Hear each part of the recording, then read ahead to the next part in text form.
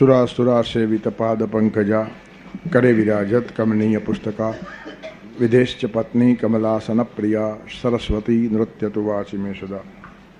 वसुदेवसुतं देवं कंसचाणूरमर्दनं देवकी परमानन्दं कृष्णं वन्दे जगद्गुरुं। येऽप्यन्य देवता भक्ता येऽप्यन्य देवता भक्ता येऽप्यन्य देवता भक्ता येऽप्यन्य देवता भक्ता यजन्ते श्रद्धयान्विताः यजन्ते श्रद्धयान्विताः यजन्ते श्रद्धयान्विताः यजन्ते श्रद्धयान्विताः तेऽपि मामेव कौन्तेय तेऽपि मामेव कौन्तेय तेऽपि मामेव कौन्तेय तेऽपि मामेव कौन्तेय यजन्त्य विधिपूर्वकम् यजन्त्य विधिपूर्वकम् यजन्त्य विधिपूर्वकम् यजन्त्य विधिपूर्वकम्। અનન્યાશ્ચિંતયંતો મામ ये जना पर्युपासते। અનન્ય ઈશ્વરને છોડીને અન્ય કોઈ જ નહીં, આવી એકમાત્ર ધારણાથી જે લોકો કામ કરે છે તેવા શ્રેષ્ઠ પુરુષો, દુર્લભ પુરુષો જે મળવા અતિશય મુશ્કેલ, દોડે દિવસે ફાનસ લઈને નીકળે તો પણ આવા માણસો હાથમાં ના આવે, આવા રેર પર્સનાલિટીઝનું વર્ણન કર્યું છે અને અતિશય આનું મહત્વ ધ્યાનમાં આવે એટલા માટે કીધું કે આજના કાળમાં આખા પૃથ્વી ઉપર જો આવા 10 માણસો મળે કે જે આ શ્લોકને અનુકૂળ જીવે છે તો પૃથ્વી સૌભાગ્ય સંપન્ન છે એમ માનવા વાંધો નહીં। બોલે બધા જ અમે ભગવાનના ભરોસે જીવીએ છીએ એમ એક વેપારી બોલે છે। સંતોની વાત જવા દો, સાધુઓની વાત જવા દો, પ્રત્યેક માણસ એમ જ કહેતો હોય છે, પણ એ ધારણા અંદર છે ખરી? તેથી અન્ય નહીં જ અનન્ય આ ધારણા પહેલે બીજે પડદે નહીં, 7મા પડદા સુધી હોવી જોઈએ। 7 પડદા હલાવીને જો 7મા પડદે પણ બીજી વાત નીકળશે નહીં ભગવાનને છોડીને। અને જે મળશે તે ઈશ્વરનો પ્રસાદ, ઈશ્વર પાસેથી આવે તે જ જોઈએ, બીજી કોઈ વસ્તુ મને ખબર જ નથી। ઈશ્વર પાસેથી આવે તે જ વિચાર, ઈશ્વર પાસેથી આવે તે જ વસ્તુ, ઈશ્વર પાસેથી આવે તે જ વિત્ત અને ઈશ્વર મોકલાવે તે જ વ્યક્તિ। તેથી એક પણ માણસને જાળવવા માટે એને પ્રયત્ન જ નહીં કરો, ભગવાન જાળવશે, આખી દુનિયા જાળવે છે, આપણે પોતાને જાળવી શકીએ કે કોને ખબર। પણ ઘણા માણસોને જાળવવાના નાદમાં પડે, અમારે કામ કરવું છે ને માણસોને સંભાળવા પડે, કામ થાય જ નહીં। કોઈ કોઈને સંભાળે નહીં, ભગવાન બધાને સંભાળે। આપણે એક પણ માણસને સાચવી શકતા નથી, એ ભ્રમમાંથી પહેલું બહાર આવવું જોઈએ। હું સાચવી શકું છું એ ભ્રમ છે, આપણને જ પરમાત્મા સાચવે છે, ત્યાંથી પાયો શરૂ થવો જોઈએ। તો આટલા માણસોને મેં સાચવા ને એટલે કામ થયું, બિલકુલ થાય નહીં, તું ખલાસ થયો, કામ નહીં થયું। જેને માણસો સાચવવા પડે, માણસ પોતે ખલાસ થઈ જાય, કામ ના થાય। તેથી પરમાત્મા જ બધાને સાચવે, મારા શીખે, આવી ધારણા 7મા પડદા સુધી શોધી કાઢવી અતિશય અઘરી છે। ઓબ્જેક્ટિવ આઉટલુક છે, સબ્જેક્ટિવ આઉટલુક જ નથી। અંતર્મુખ માણસો ઓછા છે, એક્સ્ટ્રોવર્ટ માણસો ઘણા મળશે, ઇન્ટ્રોવર્ટ માણસો ઓછા મળે। અંતર્મુખી માનવો જે પરમાત્મા સાથેના અનુસંધાનથી કામ કરે છે અને પછી પરમાત્મા પાસેથી જે પ્રેરણાનો પ્રવાહ વહે ને એ અનંત લોકોને જગાડી નાખે, મહેનત ના પડે, બહુ સરળ કામ થઈ જાય। તેથી અતિશય સહજતાથી કામ થવા લાગે, કામમાં પ્રયાસ અને આયાસ નહીં, પ્રસાદ, એનું જીવન જ પ્રભુનો પ્રસાદ છે। તેથી એની પાસે આવનારા માણસો પણ પ્રાસાદિક, એની પાસે આવનારું વિત્ત પણ પ્રાસાદિક, એની પાસે આવનારા વિચારો પણ પ્રાસાદિક, એની પાસે આવવાની વસ્તુ પણ પ્રાસાદિક। પ્રસાદ એટલે પ્રસન્નતા। સાચા સંતની પાસે બેઠેલો એક પણ માણસ આજની ભાષામાં કેવો તો બુંદિયાળ ન હોય, ઉદાસીન ચારાનો ન હોય, સૂતકી ચારાનો ન હોય, પ્રાર્થના સભામાંથી આવ્યો એવો એકે ચહેરો જોવા ન મળે। પ્રસાદ જેવી વાત જ નહીં। તેથી બહુ જ હાઇટનો શ્લોક છે, ફરી ફરીને પાછું ત્યાં જવાનું મન થાય, શ્લોક છોડવાનું મન ના થાય એવો શ્લોક છે, પણ હવે આગળ જવું જ પડે વિકાસ યાત્રામાં, જેમ સ્ટેપ બાય સ્ટેપ આપણે આગળ જઈએ। પણ અનન્યાશ્ચિંતયંતોમાં હવે ભગવાન થોડા જરાક નીચે આવીને કે છે ये प्यन्य देवता भक्ता, अन्य देवता, પેલો અનન્ય વાળો હતો, હા અન્ય વાળો છે। ये अपि भक्ता अन्य देवता यजन्ते, જે ભક્તો અન્ય દેવોની યજન કરે છે, પૂજા કરે છે અને શ્રદ્ધાન્વિતા પણ શ્રદ્ધાથી કરે છે। ભગવાનને છોડીને બીજા દેવોની પણ જે લોકો શ્રદ્ધાપૂર્વક પૂજા કરે છે, હે કૌંતેય, હે કુંતીપુત્ર અર્જુન, તેપી અવિધિપૂર્વકમ મામ એવ યજંતી, એ લોકો પણ અવિધિપૂર્વક મારી જ પૂજા કરે છે. એમને ખબર નથી. બીજા દેવોની પૂજા એ પણ ખરેખર પરોક્ષ પ્રજા ભગવાનની જ પૂજા છે. પણ બીજા દેવોની પૂજા કરવામાં તમને તાત્કાલિક ફાયદાઓ અને લાભ મળે, પણ જે અંતર્મુક્તા આવવી જોઈએ, ચિત્ત શુદ્ધિ થવી જોઈએ, વિકાસ થવો જોઈએ, તેમાં ખામી રહી જાય છે. ઘણા દેવો છે, અન્ય દેવોની પૂજા ઘણા માણસો કરતા હોય છે, એમને તાત્કાલિક લાભ મળે. સૂર્યચંદ્રાદિ દેવોની પૂજા કરનાર માણસો છે, ઇન્દ્રાદિક દેવોની પૂજા કરનારા માણસો છે, એનું અનુસંધાન છે, વેદોમાં એનું લખાણ પણ છે. એવી પૂજાઓ કરવાથી આ ફાયદો મળે. પુત્ર પ્રાપ્તિ માટે કેટલાક દેવોની પૂજા ચાલતી હોય, વિત્ત પ્રાપ્તિ માટે પૂજા ચાલતી હોય, સંકટ નિવારણાર્થ કેટલીક પૂજાઓ ચાલતી હોય, અને તે ફાયદાઓ તાત્કાલિક મળી પણ જાય. પણ એ બહુ લિમિટેડ વાત થઈ. અલ્પ વસ્તુમાં એ માણસ ઘેરાયો, પણ તેને પણ ભગવાન ડિસ્કાર્ડ કરતા નથી. એનું કારણ કંઈક લાભ મેળવવાની ઈચ્છાથી પણ કમસે કમ કંઈ સારી વાત કરવા તરફ તો માણસ વળે છે ને. તો એ દેવની પૂજા કરવાને માટે જે કંઈ એના મગજમાં સ્થિરતા આવશે, ભક્તિ આવશે, પ્રેમ આવશે, તે ધીરે ધીરે આવતીકાલે ભગવાન તરફ વળશે. એટલે કેટલી ઉદારમતવાદી ગીતા છે. અનન્ય ભગવાનની ભક્તિ કરશે એ તો બહુ ટોચનો માણસ છે, પણ અન્ય દેવતાઓની પૂજા કરનારો માણસ પણ સાવ કાઢી નાખવા જેવો નથી. પણ એને જે ચિત્તશુદ્ધિ થવી જોઈએ, ચિત્તસ્ય શુદ્ધયે કર્મ નતુ વસ્તુ ઉપલબ્ધયે, વસ્તુની ઉપલબ્ધિ માટે કર્મ ભક્તિ નથી, કર્મ નથી. ચિત્તસ્ય શુદ્ધયે કર્મ, વિવેક ચૂડામણીમાં શંકરાચાર્ય કહે છે કર્મ શા માટે? ચિત્ત શુદ્ધિને માટે. આપણે કર્મ કરીએ છીએ ફલ પ્રાપ્ત્યર્થ, કંઈક ફળ મેળવવું છે માટે આપણું કામ ચાલે છે. શંકરાચાર્ય ના પાડે છે વસ્તુ ઉપલબ્ધયે ન, ચિત્તસ્ય શુદ્ધયે કર્મ, ચિત્ત શુદ્ધિને માટે કર્મ છે. કર્મથી ચિત્ત શુદ્ધિ થાય. એનું કારણ કર્મ કર્યા વગર ચિત્તની અશુદ્ધિ ખબર પણ નથી પડતી. ખબર પડવાને માટે પણ કામે લાગવું પડે. તમે કામ કરો તો તમને તમારા દોષ દેખાય. બેસી રહેલા માણસોને દોષ ખબર જ ન પડતા આખો માણસ સડી જાય. ઘણા માણસો ખાલી બેસી રહે છે કે બહુ મહત્વની વાત નથી. આપણે ઘણી વાર બહુ એ લોકોને સાત્વિક માની લઈએ. આ માણસ જો બહુ સીધો સાધો બિચારો બેઠો, કોઈની વચ્ચે આવે જ નહીં, કશી ભૂલ એ માણસ કરતો નથી. એનું કારણ કામ જ કરતો નથી. કામ કરે એની ભૂલ થાય. 800 માણસોની ઓછામાં ઓછી ભૂલ થાય. તેથી જો ચાહે સુખ બંધે જગ મેં મૂર્ખ બન કે રહેના, આ સૂત્ર છે આ લોકોનું. જો ચાહે સુખ બંધે, સુખમાં રહેવાનું હોય ને તો મૂર્ખ થઈ જવું. મને કંઈ સમજણ પડે નહીં, મને કંઈ આવડે નહીં એમ બોલ્યા કરો. કોઈ માણસ કામ ચીંધે જ નહીં. કેટલાક માણસોને કામ ન કરવું હોય તો તમે આપો એ બગાડી આપે, એટલે બીજા તમને આપવાનું મન થાય નહીં. અને પછી એ માણસ સાત્વિકમાં ગણાય. એનું કારણ ભૂલ કરતો નથી. ક્યાંથી કરે? કામ જ કરતો નથી. તેથી આપણે એક વૈચિત્ર છે સમાજની અંદર, માણસોને ઓળખવા આગ્રહ છે. આ માણસ કશું જ કરતો નથી, કોઈની વચ્ચે આવતો નથી, બહુ સાત્વિક માણસ છે, ભગવાનનું માણસ છે. ભગવાનનું માણસ નથી. ભગવાનનો માણસ ભગવાન જોડે અનુસંધાનમાં રહેલો હોય ને આખા વિશ્વને હલાવી નાખે આટલી ક્ષમતા એની પાસે હોય. તેથી આળસુ અને આધ્યાત્મિક બંને માણસો સરખા લાગે. અજગર કરે ને ચાકરી, પંછી કરે ને કામ, દાસ મલુકા યું કહે સબકા દાતારામ. એ આધ્યાત્મિક સ્ટેજની વાત છે, આળસુ માણસોની વાત નથી. નોકરી ધંધા વગર માણસ ઘરમાં પડ્યો રહે, ખાટલા પર બેસી રહ્યો, અસેલ માજા હરી તો દિલ ખાટલા વળીને પછી આ મલુકાનો દુઓ બોલ્યા કરે. અજગર કરે ને ચાકરી, પંછી કરે ને કામ, દાસ મલુકા યું કહે સબકા દાતારામ. તો પછી હાથ પગ શા માટે આપ્યા છે? કામ જ નહીં કરવાનું હોત, એ ભગવાનની ઈચ્છા હોત તો બધાને હાથ પગ વગર નાખી દે અને પડ્યા પડ્યા ખવડાવે કરતે બધાને. તેથી દાસ મલુકાએ કઈ હાઈટ ઉપરથી આ વાત કીધી છે એ પકડાય નહીં. યશ્ચ મૂઢતમો લોકે યશ્ચ બુદ્ધે પરંગત તાવું બહુ સુખમે દે ક્લિશ્યનથી અંતરિતો જનાહ. અતિશય મૂઢ માણસ અને અતિશય પહોંચી ગયેલો માણસ બંનેની ભાષા સરખી હોય. આળસુ માણસ જે બોલતો હોય, આધ્યાત્મિક માણસ તે જ બોલતો હોય. ભગવાન મારું જીવન ચલાવે છે એમ શંકરાચાર્ય પણ બોલે. એનું કારણ અહંકાર નથી, હું ચલાવું છું એવું બોલાય જ નહીં. અને આળસુ માણસને કામ કરવું નથી માટે ભગવાન ચલાવશે એમ બોલ્યા કરે છે. શંકરાચાર્ય અને શંકર દારૂડિયો બંને એક જ ભાષા બોલતા હોય.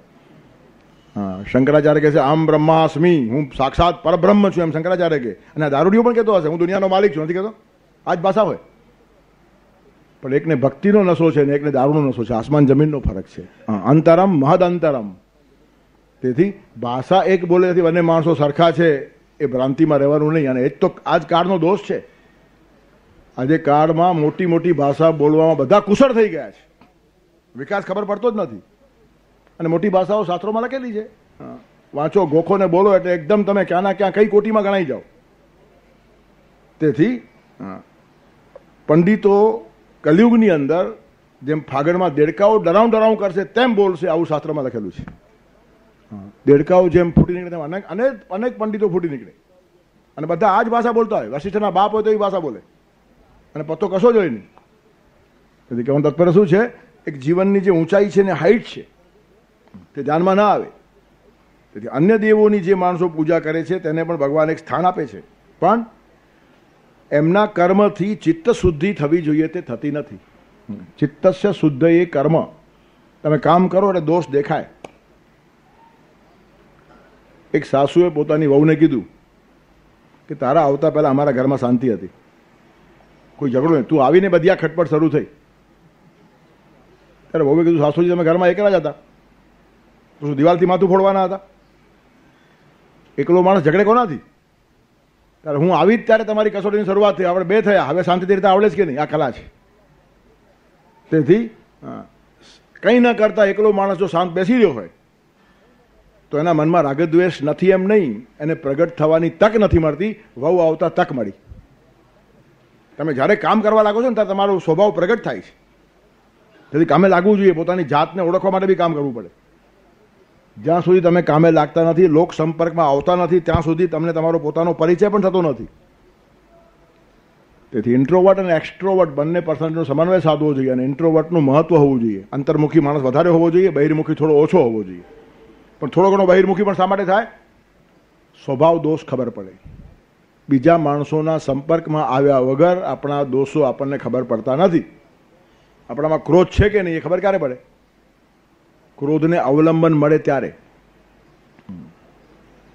એક બહુ મોટો શ્રીમંત માણસ વર્ષો પહેલા એક સંન્યાસીને કનખલથી મુંબઈ ઉપાડી લાવ્યો અને 1-2 મહિના રહ્યા પછી એ માથું કૂટવા લાગ્યો કે કનખલમાં સ્વામીજી બહુ સારા લાગતા હતા એટલે અહીંયા લઈ આવ્યો, અહીંયા તો ગાળાગાળી કરે છે, અહીંયા ઝઘડે છે, આટલા ક્રોધી છે તે મને ખબર હતી નહીં. હવે સ્વામીજી કનખલથી અહીંયા આવ્યા, અહીંયા આવીને ક્રોધી થયા તો મુંબઈના કઈ દુકાનમાંથી એને ક્રોધ ખરીદ્યો? 2 કિલો 5 કિલો ક્રોધ લીધો એણે? ત્યાં હતો જ, પણ ત્યાં પ્રગટ થવા માટે અવલંબન નહોતું મળતું ને અહીંયા અવલંબન મળ્યું. બધા માણસોની જોડે રહેવા લાગ્યા તો જરાક પોતાના મનનું ધાર્યું થનાર કે એકદમ ભભૂકી ઉઠે. હવે ત્યાં ભભૂકવાનું હતું જ નહીં, ઝરણાનું પાણી પીવાનું, ઝાડના ફળ ખાવાના અને જંગલમાં અને પહાડમાં ફરવાનું હોય. કોના પર ક્રોધ કરે? તેથી ક્રોધ આપણામાં છે કે નહીં એ પણ લોકોની સાથે આવ્યા પછી ખબર પડે. તેથી મુંબઈમાં ક્રોધ વેચાતો મળતો નથી. મુંબઈમાં માણસ ક્રોધિત થાય કે કનખલમાં બી ક્રોધ હોય. તેથી કોઈ માણસ ક્રોધ નથી કરતો એટલે માણસ શાંત છે એમ માની લેવાની ભ્રાંતિમાં રહો નહીં. સામાન્ય માણસનો ક્રોધ તરત દેખાઈ જાય. પરચુરણ તો ખિસ્સામાં ખખડે. 8 આના રૂપિયો આડા આવડા સિક્કા હોય ને તો અવાજ થાય, પણ જેનો અવાજ ન થાય ને એના ખિસ્સામાં 100-100ની નોટ પણ હોઈ શકે. બહુ મોટો ક્રોધી હોય એ માણસ, પણ એની નોટ ખબર ન પડે, અવાજ ન કરે. તેથી ઘણા સાધુ સંન્યાસીઓ આટલા બધા ક્રોધી હોય છે આપણને કલ્પના પણ ના આવે, પણ એનો ક્રોધ જલ્દી દેખાય એનું કારણ 100ની નોટ ને 500ની નોટ અવાજ કરતી નથી અને આપણા જેવા 4 આના વાળા ખખડા કરે. તેથી વાતમાં સંસારી ઉપર આક્ષેપ આવ્યો, ક્રોધી માણસ છે ને સ્વભાવ ઉપર કાબુ નથી. એટલે પણ તારી પાસે 500ની નોટ છે, જરા મટાવ એટલે ખબર પડે, બજારમાં બહાર આવે એટલે ખબર પડે કેટલું છિદ્ર થાય છે તે. તેથી સંપર્કમાં આવ્યા પછી માણસનો પરિચય થાય છે. તેથી જે માણસો અન્ય દેવને ધ્યાનમાં રાખીને કામ કરે છે તેમની ચિત્ત શુદ્ધિ થતી નથી. મોટો દોષ ત્યાં છે. ફળ તો ફળ મળી જાય, દેવતાઓ ફળ આપે. તમારે કંઈ બધા જ કામ કરાવવાને માટે ઇન્ડિયાના પ્રાઇમ મિનિસ્ટર પાસે કે રાષ્ટ્રપતિ પાસે જવાની જરૂર નથી. કોઈ નાનકડો ઓફિસર તમારું કામ કરી આપે, પણ એ ઓફિસરની પૂજા એ પણ તેની જ પૂજા છે. એનું કારણ આખી ચેનલ છે ગવર્મેન્ટની. તમે રસ્તા ઉપર ઉભે રહેલા હવાલદારને માન આપો છો, એ હવાલદારને માન નથી, એ ગવર્મેન્ટને માન છે, કાયદાને માન છે. તેથી નાનકડા માણસની ચાલતી રહેલી પૂજા પણ અલ્ટિમેટલી તેની જ પૂજા છે. ખાલી ઉદાહરણ આપું છું, આની સાથે હું સરખાવતો નથી. પણ તમે જે માન આપો છો તે ગવર્મેન્ટને માન છે, ખાલી હવાલદારને નથી. તેમ તમે કોઈ પણ દેવને માન આપો છો, આ સૃષ્ટિની ગવર્મેન્ટ છે અને એના તરફથી નિયુક્ત થયેલા આ બધા દેવો છે અને પરિણામે એનું મહત્વ છે. પણ એ દેવોને ખુશ કરવાના નાદમાં પડશો તો તાત્કાલિક લાભ અને ફાયદાઓ થશે, પણ જેટલો વિકાસ થવો જોઈએ તેટલો વિકાસ નહીં થાય અને ચિત્ત શુદ્ધિ નહીં થાય. બે મોટા દોષ ત્યાં આવે છે. તેથી પ્યન્ય દેવતા ભક્તા, અન્ય દેવતાના જે ભક્તો છે તે પણ શ્રદ્ધાન્વિતા, શ્રદ્ધાથી કરતા હશે તો પાછું શ્રદ્ધા તો હોવી જ જોઈએ. તમે કોઈ પણ દેવ પકડો, શ્રદ્ધા મહત્વની છે અને પછી એ જ શ્રદ્ધા ટ્રાન્સફર કરવાની છે. બીજા દેવની ઉપાસના કરતી વખતે તમારામાં શ્રદ્ધાનો જે ગુણ ડેવલપ થયો છે તે જ ગુણ તમને આગળ કામ લાગશે. અને એટલે જ આપણે ઘણીવાર કહીએ છીએ ને, સંન્યાસી કરતાં સંસારી માણસને વહેલી મુક્તિ મળે. એનું કારણ અહીંયાની જ વાતો ટ્રાન્સફર કરવાની. સંસારમાં જે પ્રેમ કર્યો છે એ જ પ્રેમ ભગવાન તરફ વળી જાય તો એ જ ભક્તિ અને વિરક્તિ બની જાય. પ્રેમ ના મળશે તો ભક્તિનો સહારો રાખશું, દિલરૂબા તૂટી જશે તો એક તારો રાખશું. એ દિલરૂબાનું રૂપાંતર એક તારામાં થાય છે અને પ્રેમનું રૂપાંતર ભક્તિમાં થાય છે. તેથી તમારો આ પ્રેમ ખોટો નથી, સંસારના પ્રેમને ખોટો ઠરાવો નહીં. જે માણસ કોઈ જ માણસ ઉપર પ્રેમ કરી શકતો નથી, ભગવાન ઉપર પ્રેમ નહીં કરી શકે. If you can't love your neighbour whom you C daily, how can you love God whom you have never scene? તમે રોજ જેને જુઓ છો તે તમારી પાસેની વ્યક્તિ ઉપર જો પ્રેમ કરવાની હિંમત ના હશે તો જેને કદી જ જોયો નથી એ ભગવાન ઉપર પ્રેમ કેમ કરશો? તેથી સામાન્ય માણસ ઉપર તમારો ચાલતો રહેલો પ્રેમ છે પરમાત્મા સાથેનો જ પ્રેમ છે. આવતીકાલે ત્યાં સુધી પહોંચવાનું છે, એનો આ એક અભ્યાસ છે. તેથી સંસાર એક પાઠશાળા છે, ગ્રહસ્થાશ્રમ છે તે અધ્યાત્મની પાઠશાળા છે. સંન્યાસના દીવામાં સંસાર ઘી પૂરવાનું કામ કરે છે, બગાડવાનું કામ નથી કરતો. સારામાં સારો સંસાર જે માણસ કરશે તેનો અધ્યાત્મ સારો થશે. સંસાર કરાવવા નેટકા, પ્રપંચ કરાવવા નેટકા. સંસારને પ્રપંચ કહે છે મહારાષ્ટ્રમાં, પણ એ બી સરસ થવો જોઈએ. તેનો સંસાર સારો, તેનો અધ્યાત્મ સારો થઈ જાય. તેથી અન્ય દેવતાઓની ઉપાસના ખરાબ નથી. પત્ની પોતાના પતિની સેવા કરતી હશે તો એ પરમાત્માની સેવા આવતીકાલે કરી શકશે. પત્ની પોતાના પતિ પાસે સમર્પિત થાય છે તો ભગવાન પાસે સમર્પિત થતા એને ફાવશે. અને તેથી પુરુષો પણ પત્ની પાસે સમર્પિત ન થાય એનું કારણ છે પુરુષની એક હાઈટ છે ને ઊંચાઈ છે હોવી જોઈએ, નથી હોતી એ વાત જુદી છે, પણ છતાં એને બી સમર્પિત થવું જોઈએ. તેથી ગુરુ સંસ્થા આવી કે કોઈ ગુરુના ચરણે સમર્પિત તમે થઈ જાઓ તો આવતીકાલે ભગવાન પાસે સમર્પિત થવાનું સહેલું પડશે. તેથી પત્નીને પતિ મળી જ રહે છે પણ બધાને ગુરુ મળે એ શક્ય નથી. તેથી શોધવો પડે, કાં તો પરમાત્માની કૃપા હોય તો મળી જાય. પતિ પણ સારો મળવો કંઈ બધાને સારો મળતો પણ નથી. સમર્પણ કરવાનું મન ન થવા પતિ પણ કેટલાકને મળી જાય છે, એક દુર્ભાગ્ય છે. તેથી સારો પતિ મળે તો પત્ની નિશ્ચિંત, તેમ સારો ગુરુ મળે તો શિષ્ય નિશ્ચિંત. એનું કારણ એ સમર્પણની સાધના કાં તો અભ્યાસ કરવા માટે મળેલી વ્યવસ્થા છે. સારો પતિ મળ્યા પછી સમર્પણ કરવું સહેલું છે. સ્ત્રી તેજ પૂજક છે. સ્ત્રીની અંદરની એક માનસિક ભૂખ છે કે આવો પતિ મને મળવો જોઈએ જેની પાસે નતમસ્તક થવાની મને હોશ થાય. એને મસ્તક ઝુકાવવું જ છે, પણ પતિમાં મસ્તક ઝુકાવવા જેવું કંઈ દેખાય નહીં એટલે પછી બિચારી બીજા ઠેકાણે ઝુકાવતી ફર્યા કરતી હોય અને એના કારણે પછી બધો ભ્રષ્ટાચારને સડો ધર્મના ક્ષેત્રમાં અને અધ્યાત્મમાં ઘૂસે. પણ પ્રાથમિક અવસ્થા તરીકે પતિમાં આટલી હાઈટ અપેક્ષિત છે. પતિરેવ ગુરુ સ્ત્રીનામ, પતિ જ ગુરુ છે એમ કહી રાખ્યું છે. પણ એ ઠેકેદારી કે મોનોપોલી નથી, દાદાગીરી નથી. ગુરુત્વ કેળવી બતાવવું જોઈએ. પતિ ગુરુ છે એમ શાસ્ત્રમાં કહ્યું છે એટલે હું દારૂ પીતો હું તો પણ મને ગુરુ માને એવું ચાલતું હશે કે? તેથી પત્નીને ગુરુ માનવાનું મન થાય એવો પતિ મોટો થવો જોઈએ. તે જ પુંજ હોવો જોઈએ. રત્નમ સમાગચ્છતુ કાંચનેન. આજે રાજાને ઇન્દુમતી જ્યારે પરણવાના હતા ને ત્યારે કાલિદાસ લખે છે કે રત્ન કાંચન યોગ થયો છે. એવું શ્રેષ્ઠ લોકો એકબીજા સાથે જોડાય છે ત્યારે પતિ પાસે ગૌરવની અપેક્ષા છે. પતિ જ્ઞાનમાં, અનુભવમાં, પ્રેમમાં, સ્નેહમાં, સમજદારીમાં બધી રીતે મોટો હોવો જોઈએ. એની પાસે માથું ઝુકાવવામાં પત્નીનું ગૌરવનું હનન ન થાય, ગૌરવ વધે. મારા જન્માંતરના પુણ્ય છે કે આવો પતિ મળ્યો જેની પાસે મસ્તક નમાવાનું સ્થાન છે, સમર્પણ કરવાનું સ્થાન છે ને એ જ સમર્પણ આવતીકાલે ભગવાન સાથે થઈ જશે. તેવી રીતનું સારો ગુરુ મળવો એ પણ એક સૌભાગ્ય છે કે સમર્પણનું એક સ્થાન મળ્યું છે અને એ જ સમર્પણ એક પાઠશાળા છે ને આવતીકાલે ભગવાન તરફ એ સમર્પણ લઈ જવાનું છે. તેથી પ્રીતિનું રૂપાંતર ભક્તિમાં બહુ સહેલાઈથી થઈ જાય. તેથી સમાજ સેવા કાં તો કુટુંબ સેવા માણસ કરતો હશે ને તો એ માણસ બી ખરાબ નથી. એ અન્ય દેવતાઓ છે. પરમાત્માને જેમ દેવ કીધો એમ પતિને પણ દેવ કીધો. પતિરેવ ગુરુ સ્ત્રીનામ, કાં તો પતિ દેવ, કાં તો સ્વામી. આ બધી ભાવનાઓ શા માટે છે? સમર્પણની વાત ત્યાં છે, ત્યાં પણ ગુલામીની વાત તો નથી જ. તેથી આ જે અભ્યાસ ચાલતો રહેલો છે તેને ભગવાન અવગણતા નથી. એ પેન્ય દેવતા ભક્તા યજંતે શ્રદ્ધયાન્વિતા, શ્રદ્ધાપૂર્વક અન્ય દેવની જે લોકો ઉપાસના કરે છે તે પણ મામેવ યજંતી, મારી જ પૂજા કરે છે, માત્ર અવિધિપૂર્વક. એને હજી બધી સમજણ નથી, અજ્ઞાનમાં કરે છે. જ્ઞાનમાં અને સમજીને કરશે તો એ જ ખબર પડશે કે અલ્ટિમેટલી એની જ પૂજા ચાલતી રહેલી છે. એનું કારણ સર્વત્ર પરમાત્મા છે. પરમાત્મા વગરનો કોઈ અણુ પરમાણુ છે જ નહીં. કણ કણમાં કેશવ બિરાજમાન છે. તેથી જેની પૂજા કરશો એ પરમાત્માની પૂજા જ છે. પણ એ અન્ડરસ્ટેન્ડિંગની થાય તો ઓર મજા આવે. આપણે વ્યક્તિને વ્યક્તિ સમજીને એની પૂજા કરીએ છીએ. પરમાત્મા સમજીને પૂજા કરો, વિકાસ શરૂ થઈ જશે. પછી રાગદ્વેષ નિર્માણ ના થાય, પછી આંખમાં ઝેર ના આવે, પછી મમતા ના આવે, પછી આસક્તિ ના આવે. તેથી પરમાત્મા સમજવાની જે કલ્પના છે તે લોકોને હોતી નથી. છે તો પૂજા ભગવાનની જ, પણ અવિધિપૂર્વક એટલે અજ્ઞાનપૂર્વક, સમજ્યા વગર. તુલસીદાસજી પત્નીની પૂજા જ કરતા હતા, પણ સમજ્યા વગર. પત્નીએ જ એની આંખ ખોલી નાખી કે હાડકા ચામડાના આ દેહમાં તમને આટલો બધો મોહ છે, આટલી આસક્તિ છે. અડધી રાતે દોડતા આવ્યા, વરસાદની અંદર દોડતા આવ્યા, સપ પર બેસીને નદી પાર કરી, સાપ પકડીને ગેલેરીમાં ચડી આવ્યા છો. કેટલી તમારી પાસે આસક્તિ છે, કેટલી તમારી પાસે પ્રીતિ છે. જરાક ટર્ન આપો, એ જ ભગવાન તરફ લઈ જાઓ, ક્યાંના ક્યાં પહોંચશો. આ ખુલી ગઈ. હા, સમજદાર કોઈ ઈશારા કાફી હે. પણ આટલી તીવ્ર આસક્તિ હતી. તીવ્રતા વગર વિકાસ નથી. આસક્તિ તીવ્ર હોય તો આવતીકાલે વિરક્તિ પણ એટલી તીવ્ર થઈ જાય. અધકચરા માણસો ક્યાંય પહોંચતા નથી. તેથી ઘણા પાપી માણસો બદલાયેલા દેખાય છે, પણ અધકચરા માણસો જે કોઈ કામ દિલપૂર્વક કરતા જ નથી. દિલપૂર્વક પાપ કરનારો વાલીઓ આવતીકાલે દિલપૂર્વક પુણ્ય કરશે ને વાલ્મીકી ઋષિ બનશે. હોલ હાર્ટેડ પાપ કરનારો જેસલ બારવટીઓ આવતીકાલે જેસલ પીર થઈ જાય. એનું કારણ એની હોલ હાર્ટેડ કરવાની જે વાત છે ને કાયમ છે. આ હતું હોલ હાર્ટેડ, હવે આ થયું હોલ હાર્ટેડ. આપણું બધું જ હાફ હાર્ટેડ, આ બી હાફ હાર્ટેડ ને આ બી હાફ હાર્ટેડ.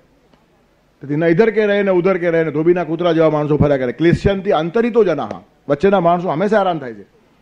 બધી જ પીડા છે ને એ અર્ધદગ્ધ માણસોને છે. તેથી હોલ હાર્ટેડ કામ કરવાની જે પ્રક્રિયા, તમે કોઈ પણ દેવની પૂજા કરતા હશો પણ શ્રદ્ધાન્વિતા, અને ભારતનું આ જ ગૌરવ છે. કોઈ દેવ માટે ભારતે આગ્રહ રાખ્યો જ નથી. પ્રામાણ્ય બુદ્ધિ વેદેશુ સાધના નામ અનેકતા ઉપાસ્યા નામ અનિયમા એ તો ધર્મ છે લક્ષણ. ધર્મની વ્યાખ્યા જ આપી દીધી. વેદને પ્રમાણ માનો. ખાસ એક જ વાત તમને નવાઈ લાગશે, ભગવાનને ન માનનાર માણસને ભારતમાં નાસ્તિક કહેવાતો નથી. તમે ભગવાન માનો કે ન માનો, ભગવાનને પડી પણ નથી. વેદ ન માને તે નાસ્તિક. એટલે વેદનું મહત્વ ભગવાન કરતાં વધારે છે. અને એ વેદ જેને આત્મસાત કર્યા છે તે વેદ પુરુષ, એનો શબ્દ માનવો પડે. તેથી શબ્દ પ્રમાણ કીધો છે. પ્રત્યક્ષ અનુમાનાગમા પ્રમાણાની, પ્રત્યક્ષ અનુમાન અને આગમ પ્રમાણ. આગમ એટલે વેદ, અને વેદમાં પછી બે વિભાગ પાડી નાખ્યા. એક વેદ એટલે ગ્રંથ, અને એક સાક્ષાત જીવતો જાગતો વેદ પુરુષ. કેટલાક માણસોમાં ને વેદમાં ફરક ન હોય. જેમ તુકારામ કહે છે ને, વેદાંચાતો અર્થ અમ્માસી છે છાવા ઇતરાની વાવા ભાર માથા. વેદનો અર્થ મને ખબર છે, શબ્દો ભલે તમે ગોખ્યા હશે, પંડિતોને કીધું એને, પણ તમને અર્થ ખબર નથી. એનું કારણ તમે માથે બોજો લઈને ફરો છો. તેથી વેદનો બોજો વહન કરવો, વેદ વાહક જુદા અને વેદજ્ઞ જુદા. યસ્તમ વેદ સવેદવિત, જે પરમાત્માને ઓળખી ગયો ને, યસ્તમ વેદ સવેદવિત, એને વેદનો જાણકાર કહેવાય. તેથી આગમ પ્રમાણ એટલે વેદ એટલે ગ્રંથ પ્રમાણ, અને ગુરુ પ્રમાણ. પણ ગુરુ એટલે વેદરૂપ થઈ ગયેલો, ઠોકી બેસાડેલો ગુરુ નહીં. ગાદીના કારણે થયેલો ગુરુ નહીં, જ્ઞાનના કારણે થયેલો ગુરુ. સમજદારીના કારણે, અવિધિપૂર્વક નહીં, વિધિપૂર્વક જે માણસ આગળ વધ્યો છે. તેથી એક ગ્રંથનું પ્રમાણ અને એક ગુરુનું પ્રમાણ, એક વેદનું પ્રમાણ અને એક વેદ પુરુષનું પ્રમાણ. તેથી આવા લોકોનું તમે પ્રમાણ માનતા હશો, તમારો વિકાસ થશે. તેથી પ્રામાણ્ય બુદ્ધિ વેદેશુ. સાંખ્ય દર્શન નાસ્તિક દર્શન છે, છતાં એને આસ્તિક કહેવાય છે. ભગવાન માનતું નથી, પણ ભગવાન ન માનનાર દર્શનને ભારતમાં નાસ્તિક કહેવાતું નથી. વૈશેષિક, ન્યાય, સાંખ્ય, યોગ, પૂર્વમીમાંસા અને વેદાંત 6 આસ્તિક દર્શન છે. તેમાં જે ભગવાનને આપણે માનીએ છીએ તે રૂપમાં ભગવાન માનનારું એક જ દર્શન છે, યોગ દર્શન. બહુ ઊંડા જાવ તો વેદાંત પણ ભગવાનને માનતું નથી. બ્રહ્મ સત્ય, જગન મિથ્યા. બ્રહ્મ જ સાચું, જગત ખોટું. જગત એટલે જેને આકાર છે, એટલે ભગવાનને બી આકાર આવે, ભગવાન બી ખોટા. તેથી વેદાંત ભગવાનને માનતું નથી. બહુ ઓછા લોકોને ખબર. સારી વાત છે, ધક્કો લાગે નહીં તો આપણને. અમે વેદાંત સાંભળવા જઈએ છીએ, ભગવાનના ભક્ત છે, લાગે વળગે જ નહીં ભગવાનને ને વેદાંતને. તેથી વેદાંત પણ આપણે માનીએ છીએ તેવા ભગવાનને માનતું નથી. પછી નિર્ગુણ નિરાકાર, સગુણ સાકાર બે કલ્પનાઓ આવી, પણ ઓરિજિનલ મૂળ વેદાંત છે તે બ્રહ્મને માને. બ્રહ્મ સત્ય, જગન મિથ્યા. જગત કોણ? જેને નામ અને રૂપ છે. નામ રૂપવાળી બધી જ વસ્તુઓ મિથ્યા છે, તો ભગવાનને પણ નામ છે ને ભગવાનને પણ રૂપ છે, એટલે ભગવાન પણ મિથ્યા છે એમ કહેવાની વેદાંતમાં હિંમત છે. નામ અને રૂપ આવ્યા એટલે નાશ થાય જ. જેટલા લોકો ભગવાન અવતાર લઈને આવ્યા છે તે અવતારી પુરુષ છે, પણ એ બ્રહ્મ નથી. એ અવતાર નીચે આવ્યા, થોડાક નીચે ઉતરવું જ પડે. અને નીચે ઉતરવું ખરાબ નથી હોતું. નાનકડા બાળકને ઉપાડવાને માટે મા વાંકી વળે કાં તો નીચે ઉતરે તો એ માનું ગૌરવ છે. અને એટલે જ કવિ કહે છે ને, ગોખથી હેઠે ઉતરોવાલા ત્યાં તો પથ્થર લાગો છો, માનવ રૂપ ધરો છો ત્યારે કેવા સુંદર લાગો છો. તેથી અવતરવું એટલે નીચે ઉતરવું. અવતારનો અર્થ જ છે નીચે આવવું. તેથી બ્રહ્મ પોતાની નિર્ગુણ નિરાકારની હાઈટ પરથી નીચે આવે ત્યારે જ અવતાર થાય છે. ત્યારે એ ભગવાન તમને ગાઈડલાઈન તરીકે કામ લાગે, પણ અલ્ટિમેટલી એ પણ બ્રહ્મમાં ભળી જાય. તેથી ભગવાન માનવો કે ન માનવું એની બહુ વિશેષતા ભારતમાં નથી. વેદ ન માનો તો નાસ્તિક, નાસ્તિકો વેદ નિંદક, આવી વ્યાખ્યા છે. વેદની નિંદા કરે નાસ્તિક. તો સાંખ્ય દર્શન જે ભગવાન માનતું નથી એના પ્રવર્તક છે કપિલ મુનિ. અને કપિલ મુનિને ભગવાને પોતાની વિભૂતિ કીધી ગીતામાં 10મા અધ્યાયમાં. સિદ્ધાનામ કપિલો મુનિ, સિદ્ધ પુરુષોમાં કપિલ મુનિ મારી વિભૂતિ છે. મને ન માનનારો માણસ મારી વિભૂતિ છે કહેવા માટે કેટલી દિલની મોટાઈ જોઈએ. મને ન માનનારો માણસ મારી વિભૂતિ, મગજમાં ન ઉતરે એવી વાત છે. અરે મને ન માને એને ખલાસ કરી નાખું, વિભૂતિ શું એને ટકવા ન દઉં. ભગવાન નહીં, એ શ્રેષ્ઠ માણસ છે. એનું કારણ જ્ઞાનનો પ્રકાશ છે એની પાસે.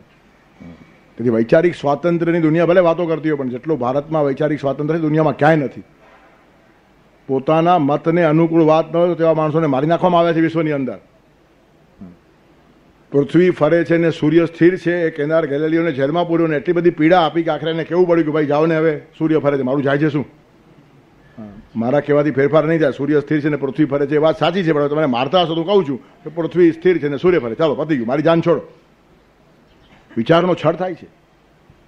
સાચો વિચાર કહેનાર સોક્રેટિસને ઝેર આપીને મારી નાખ્યો. આવી રીતનો છળ ભારતમાં થતો નથી. એનું કારણ ભારતમાં વૈચારિક સહિષ્ણુતા છે, ભારતની વિશેષતા છે. તેથી અન્ય દેવતાને માનો તો પણ ભગવાનને વાંધો નથી, બીજા કોને વાંધો હોય? એ પન્ય દેવતા ભક્તા યજંતે શ્રદ્ધયાન્વિતા તેપી મામેવ કૌંતેય યજંતી અવિધિપૂર્વકમ. તેથી પ્રામાણ્ય બુદ્ધિ વેદે શું? સાધના નામ અનેકતા. તમે કયા પ્રકારના સાધનો કરશો એના માટે આગ્રહ નહીં. કોઈ પણ તમે સાધનાનો માર્ગ લઈ શકો. અને ઉપાસ્યાનામ અનિયમાત. ઉપાસ્ય દેવ માટે કોઈ નિયમ નથી. જે દેવ જોડે તમારું મન લાગતું હોય, જ્યાં મન ભીંજાતું હોય તેની ઉપાસના કરો, કશો વાંધો નહીં. યસ્ય મનો યત્ર સંલગ્નમ તસ્ય તદેવૈ મધુરમ. માણસને એ જ વસ્તુ ગમવાની છે જેનું મન લાગે છે. આમ તો બધું મધુર છે. દધી મધુરમ, મધુ મધુરમ, દ્રાક્ષા મધુરા, સુધાપી મધુરૈવ. દહીં મધુર છે, દધી મધુરમ, મધુ મધુરમ, મધ પણ મધુર છે. દ્રાક્ષા મધુરા, દ્રાક્ષ મધુર છે. સુધા અમૃત મધુર છે. પણ તસ્ય તદેવૈ મધુરમ, તેને તે જ મધુર લાગે છે જ્યાં માણસનું મન લાગી જાય છે. ચોઈસ છે. તમારું મન જ્યાં લાગશે ત્યાં જ તમે જલ્દી આગળ વધશો. તેથી મનચાહી વસ્તુથી મીઠી કો વાનગી નથી. જગતની અંદર મીઠી વાનગી કઈ? તમારી મનચાહી વસ્તુ હોય તે. એ તો એકને મીઠી વાનગી બીજા માટે ઝેર પણ હોય. બધાને આ જ આઈટમ ભાવવી જોઈએ એવો આગ્રહ રાખી શકાય નહીં. આજકાલ એક ફેશન છે, મોટા ભાગના માણસો પંજાબી જ ખાય છે. અને કેટલાક માણસો પંજાબી કાઉન્ટર તરફ જતા જ નથી. એનું કારણ ખાધાની સાથે એસિડિટી થાય. એમાંથી કોણ સાચું? કાંઈ નહીં, જેનું મન જ્યાં લાગે તે ખાય. તેથી હવે કેટલાક લોકો લગ્નની અંદર બધા પ્રકારની આઈટમ મૂકે છે. રોટલો ખાવો હોય તો રોટલો ખાઓ, સાઉથ ઇન્ડિયન ખાવો તો સાઉથ ઇન્ડિયન ખાઓ, પંજાબી ખાવો તો પંજાબી ખાઓ. હા, ચોઈસ. બધો શ્રીમંતોનો ખેલ છે. અરે સામાન્ય શ્રીમંત જો આટલા ખેલ કરે તો આ તો શ્રીમંતોનો બાપ છે. ભગવાન શા માટે ખેલ ન કરે? જે ખાવું હોય તે ખા, જા. એક જ આઈટમ ખાય એવો આગ્રહ જ્યારે એકાદ સામાન્ય શ્રીમંત પણ ન રાખતો હોય તો આ જ પ્રકારની ઉપાસના કરાવો, ભગવાન શા માટે આગ્રહ રાખે? તેથી અન્ય દેવની ઉપાસના કરો તો વાંધો નહીં. અલ્ટિમેટલી પેટ જ ભરાવાનું છે ને. છેલ્લી પૂજા તો તે જ છે, પેટ પૂજા છે.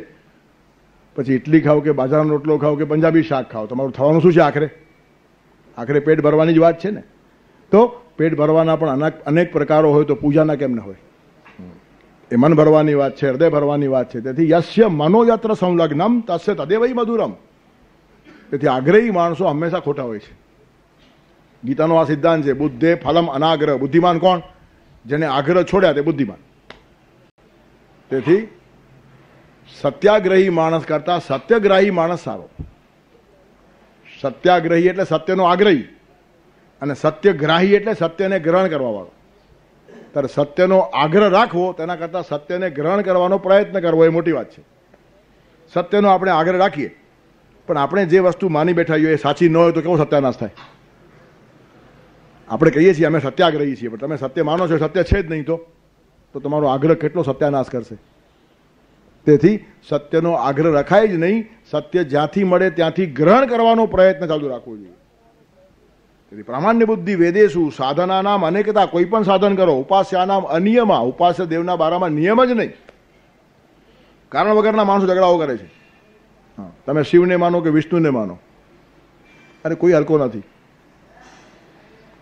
શિવજી જો મહાદેવ છે તો વિષ્ણુ પણ મહાદેવ જ છે, લઘુદેવ નથી, હલકો નથી. વિષ્ણુ મહાન નથી. જો શિવજીની ઉપાસના કરતા હોય વૈષ્ણવો, ઉપેક્ષા કરતા હોય, તો વિષ્ણુ મહાદેવ નથી એવું થયું, લઘુદેવ છે. મહાદેવ એટલે મોટો દેવ. આ જો કલ્પના આવી જાય તો કોઈના માટે શિવ મહાદેવ છે તો કોઈના માટે વિષ્ણુ મહાદેવ છે, પણ છે તો મહાન જ. તેથી પછી આપણે ત્યાં હરિહરની ઉપાસના આવી. હરિ એટલે વિષ્ણુ અને હર એટલે શિવજી. હરિહર સંપ્રદાય નીકળ્યો, બેયને માને, હરિને માને ને હરને માને.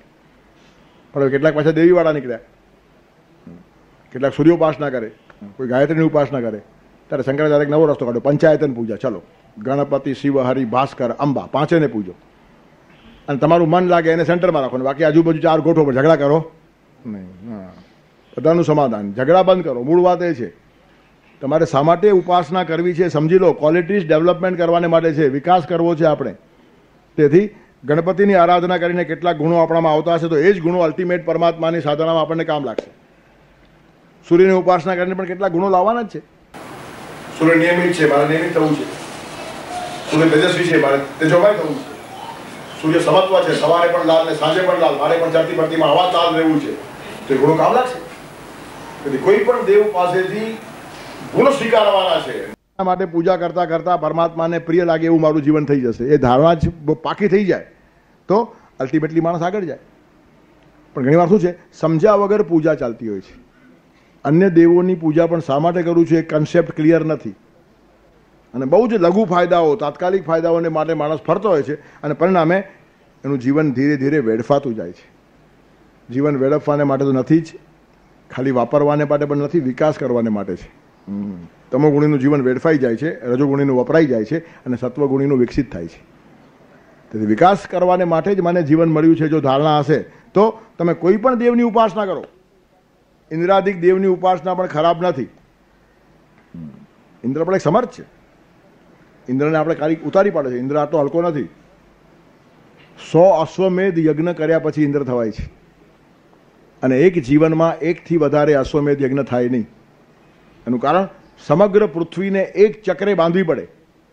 અશ્વમેધનો ઘોડો છૂટે એટલે આખા પૃથ્વી પર એનું શાસન થઈ જાય.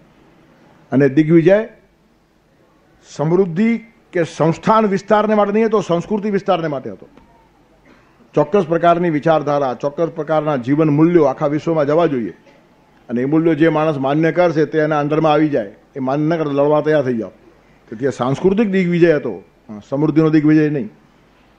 અને દિગ્વિજય કર્યા પછી સમૃદ્ધિ રાખતા પણ નહીં હતા આ લોકો. રઘુ રાજાએ દિગ્વિજય કર્યા પછી બધું જ દાનમાં આપી દીધું. એનું કારણ સ્વાર્થને માટે લડાઈ હતી જ નહીં. અને પછી કૌત્સ જ્યારે તપોવન માટે માગવા આવ્યો છે ને, ત્યારે માટીના વાસણોમાં એણે એની પૂજા કરી છે. એટલે આવું કંઈક સંપત્તિ ભેગી કરવા માટે લડાઈઓ હતી જ નહીં. તમા દ્વારે વિશ્વજિતિક્ષિતિ સમ નિશેષ વિશ્રાણિત કોત જાતમ ઉપાત વિદ્યો ગુરુ દક્ષિણાર્થી કૌત્સ પ્રપેદે વર્તંતુ શિષ્ય સમૃણમય એવી હિરણમયત્વાત પાત્રે નિદાયાર્ઘ્ય મનર્ગશીલમ સુત પ્રકાશમ યસ્સા પ્રકાશ પ્રત્યુ જગામાથી માથિતેય સમૃણમય વિત હિરણમયત્વાત. હિરણને બધું આપી દીધું દાનમાં. મૃણમય એટલે માટીના પાત્રમાં એની પૂજા કરે છે. તેથી બધું જ મેળવવાનું. શા માટે? મેળવીને સંસ્કૃતિ અને જીવન મૂલ્યોની પ્રતિષ્ઠા કરવી છે, અને એમાં વિત્ત ઉપયોગી છે માટે મારે વિત્ત મેળવવું છે, મારા પોતાના સ્વાર્થ માટે નહીં. મોજશોખને માટે વિત્ત રાજાઓ પણ નહોતા મેળવતા. બ્રાહ્મણોની વાત જવા દો, બ્રાહ્મણો તો અતિ પવિત્ર હતા, એ તો કંગારીને વરેલા હતા. પણ રાજવીઓ પણ જે સંપત્તિ મેળવતા હતા તેનો હેતુ પોતાના મોજશોખ માટે હતો જ નહીં. પિતુરાગને તિન ભોગ તૃષ્ણયા. બહુ સરસ કાલિદાસ લખે છે, રઘુવંશ ખરેખર વાંચવા જેવું છે. તદુપસ્થિતમગ્રહિત અજહ પિતુરાગને તિન ભોગ તૃષ્ણયા. રઘુ રાજાએ જ્યારે રાજ્ય ટ્રાન્સફર કર્યું, પોતાના દીકરાને આપ્યું. પાપ કરીને પણ લોકો રાજ્ય મેળવવા ઈચ્છતા હોય છે. દુરિતૈર અપિકર્તુમ આત્મસાત પ્રયતંતે નૃપસૂન વોહિયત. નૃપસૂનું રાજાઓના દીકરાઓ પાપ કરીને પણ રાજ મેળવતા હોય છે. રાજની વાત જવા દો, એકાદ સામાન્ય 2-4 વર્ષની ખુરશી માટે પણ માણસો કેટલા પાપ કરે છે. રાજ તો બહુ દૂરની વાત થઈ ગઈ. તેથી દુરિતઈ રપી, દુરિત એટલે પાપ, દુરિતઈ રપી કરતું આત્મસાત, દુરિત એટલે પાપ કરીને પણ આત્મસાત કરવાનો પ્રયત્ન કરે છે. રાજ્ય મેળવવા માટે લોકો લાલાયિત હોય છે. તે રાજ્ય અજરાજાએ સ્વીકાર્યું. તદુપસ્થિતમ ગ્રહિત, આજે આવી પડેલું, એને પ્રયત્ન કર્યો નથી અને સ્વીકાર્યું તે પણ પિતાની આજ્ઞા છે તેથી, ભોગની તૃષ્ણાથી નહીં. રાજ્યપદ સેવાને માટે મળે છે, સ્વાર્થને માટે નહીં. સ્વાર્થનું નામો નિશાન નહીં. સત્તા મને મળી છે કેવળ સેવાને માટે. કેટલી વધારેમાં વધારે સેવા સમાજની થાય. આવા સત્તાધીશો પણ આજે શોધવા પડે. જેમ જ્ઞાનીઓ શોધવા પડે, ભક્તો શોધવા પડે, તેમ સત્તાનો સાચો ઉપયોગ કરનાર માણસો કેટલા. અને એવા ખરેખર માણસો હોય તો દેશની આ દુર્દશા હોય ખરી. સત્તા મને સેવા માટે જ મળી છે. ગાંઠના ગોપીચંદન ખર્ચીને મારે કામ કરવું છે, ખાવાની વાત તો છે જ નહીં. પચાવી જવાનું ને બધું હરામનું ગરભેવું કરવાનું, એ તો વાત કલ્પના સ્વપ્નમાં બી ના આવે. ઉલટા મારા 5 પૈસા સમાજ સેવામાં ખર્ચે તો બહુ સારી વાત છે, ખરા સેવક કહેવાય. તેથી પિતુરાજ્ઞેથી ને ભોગ તૃષ્ણા, પિતાની આજ્ઞા છે તેથી ભોગ તૃષ્ણાથી રાજ્ય સ્વીકાર્યું જ નથી. અને પરિણામે લોકોને કેવું લાગ્યું? રઘુમેવ નિવૃત્ત યૌવનમ તમમન્યંત નવેશ્વરમ પ્રજા સહિતસ્ય ન કેવલામ શ્રિયમ પ્રતિપેદે સકલાન ગુણાનપી. રઘુમેવ નિવૃત્ત યૌવનમ તમમન્યંત નવેશ્વરમ પ્રજા. રઘુ પછી આજ જ્યારે આવ્યો નવેશ્વર, ત્યારે લોકોને એમ લાગ્યું રઘુ જ પાછો આવ્યો છે યુવાન થઈને. જે રીતે બાપાએ કામ કર્યું છે તે જ પરંપરાથી દીકરો જ્યારે કામ કરે ને ત્યારે બાપાની ખોટ સારે નહીં. અને સંતાનનો આ જ અર્થ છે. સમ્યક તનોતી સંતાન, તનુ વિસ્તારે. ચાલતી રહેલી પરંપરામાં અનુસ્યુત રૂપે પાછળનો માણસ એવો ગોઠવાઈ જાય કે આગળની ખોટ સાલે જ નહીં અને ઉલટાનો વધારે આગળ જાય.